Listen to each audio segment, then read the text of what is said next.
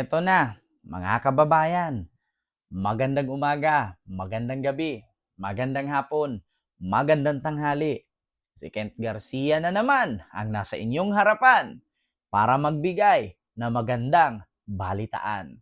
So ito po mga kababayan, Senador Antonio Trillanes. Kung nakita nyo naman si Senador Antonio Trillanes, ang sabi ni Senador Antonio Trillanes sa mga DDS na hanggang ngayon hindi makamove on at hanggang ngayon nagtatawag ng Diyos na kung saan si Digong nga pinagmumura ang Diyos pero sila nagtawag ng Diyos. Sabi nga ni Senador Antonio Trillanes, paalala lang, hindi po santo si Duterte. Alam nyo, sa totoo lang mga kababayan, bago ko basahin itong balita, no, post ng page nitong nagbabalita, sabi nga ni Senador Antonio Trillanes IV na tumatakbong mayor ngayon sa Caloocan, ay paalala lang sa mga DDS na nagrally-rally dyan at dinadasalan si Digong, hindi po santo si Duterte. Siya po ay santo demonyo po si Digong. Bakit ko nasabi? Kung ikaw ay naawa sa buhay ng mga tao na sinabi mong adik na hindi pa nga sure na adik, yung iba nga napagkamalan lang. Actually, meron nga mga nagko-comment sa akin na ang sabi nila, Kent, mas maganda pa nga yung panahon ni Digong. Bakit? Kasi sa panahon niya, hindi nakakatakot maggala at lumabas sa hating gabi. Bakit? Wala kang kakatakutang adik kasi lahat takot kay Digong. Ngayon, mga kababayan, para sa akin, yung comment na yon ng isang netizen, sabi ko, hindi po sapat na basihan na safe sa panahon ni Digong kasi walang adik. Mas nakakatakot po sa panahon ni Digong. Bakit? Kapag lumabas ka noon, nakakatakot pag nakita ka ng pulis na pagkamalan kang adik, paplantingan ka, papatayin ka. Mas nakakatakot po sa panahon ni Digong. Hindi nyo ba alam? Noon, pag nalumabas ka ng gabi, may tato ka, payat ka, lubog mukha mo, bungi ka, huwag kang lumabas ng gabi sa panahon ni Duterte. Bakit? Mapagkamalan kang adik, mapapatay o matutukhang ka. Yan ang katotohanan. Kaya yung mga pinapakalat ng DDS dyan, mga kababayan, nasabi nila na safe daw sa panahon ni Digong. Hindi po totoo yun. Nakakatakot lumabas sa panahon ni Digong. Bakit? Kasi minsan, mapagkamalan kang adik, no, mapaplantingan ka, matataniman ka ng droga, mapapatay ka, matutukhang ka. Kaya nga sabi ni Senador Antonio Trillanes, paalala lang po, hindi po santo si Duterte. So ito para sa mga supporter ni Duterte na nagrally-rally dyan, na hindi matigil-tigil, hindi napapagod, magtrabaho na lang kayo. Kasi kahit anong gawing rally nyo dyan, hindi na makakauwi si Duterte. Kung makauwi man ng Pilipinas yan, pantay na ang paa. So ito po mga kababayan, basahin po natin yung naturang balita. According dito, sabi ni Senador Antonio Trillanes IV, hindi santo si Duterte. Dahil sa malawakang rally na isinasagawa ng iba't ibang grupo at iba't ibang probinsya, naglabas ng maanghang na pahayag si dating Senador Antonio Trillanes IV para sa publiko. Ano ba itong maanghang na pahayag? Si Trillanes ang isa sa matinding kritiko ni dating Pangulong Rodrigo Roa Duterte na ngayon ay humaharap sa International Criminal Court. Oo. Alam nyo naman yan mga kababayan, kung sino si Trillanes na noon pa man ayaw na kay Duterte yan. Yan ang pinakamasakit, pinakamalaki na kalaban ni Digong na nagpapakulong kay Digong ngayon.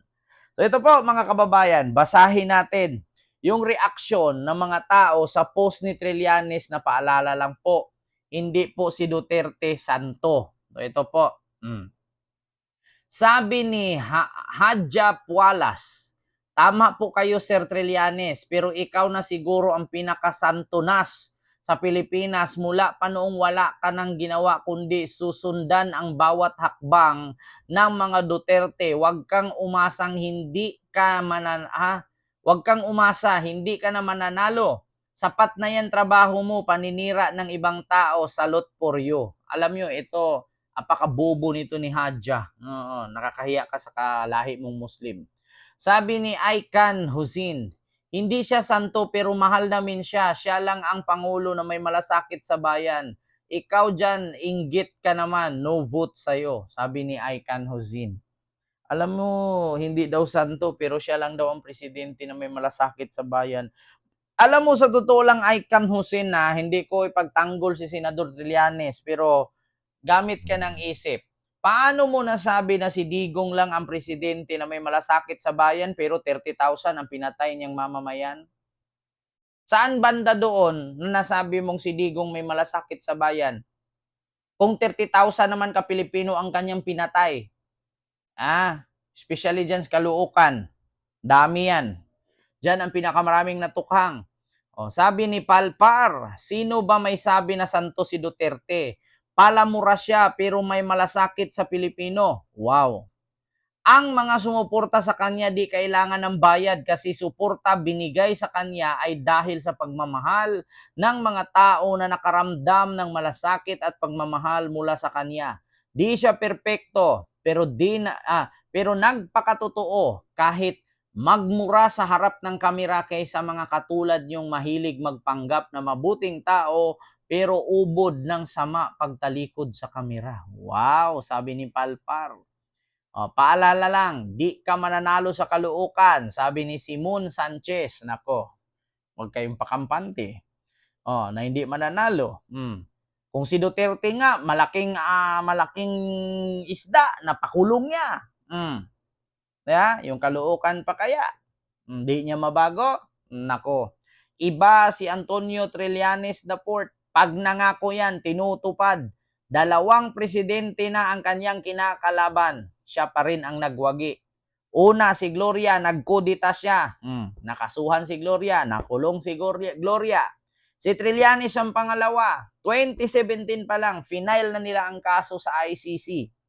Hanggang 2025, tsaka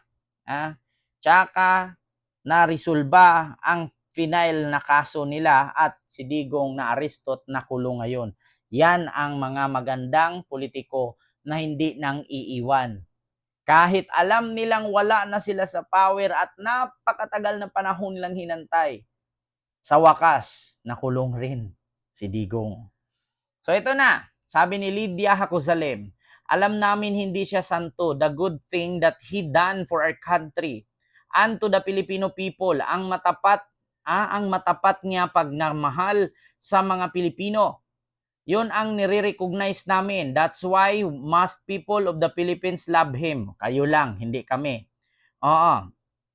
That's why most people of the Philippines love him. If you smart enough, wag ka lang mag-comment ng hindi maalala ng mga tao, kawalang hiyaan yung ginawa kay PRRD. Actually po, para sa amin, kung talagang isipin ninyong mabuti, good intention ang ginawa ni Duterte patungkol sa para hindi lumaganap ang droga. Pero bad or wrong implementation. Bakit? Wala naman kasi sa saligang batas na kapag nakita kang gumamit, nagtulak, or nagbenta, ay papatayin ka. Wala sa saligang batas, hindi nakalagay na kapag adik ka, gumamit ka, nagtulak ka, papatayin ka. Walang ganun. So ang tawag po doon ay hindi dinaan sa tamang proseso or due process. Kaya po nakasuhan si Digong ng crimes against humanity. So ulitin ko po, ang sabi ni Senador Antonio Trillanes, paalala lang, hindi po santo si Duterte. Diba? So yun lang mga kababayan, hindi ko na po masyadong habaan yung ating vlog. So huwag kalimutan mag-like, mag-share at mag-subscribe. Ito po si Ken Garcia. God first. Thank you.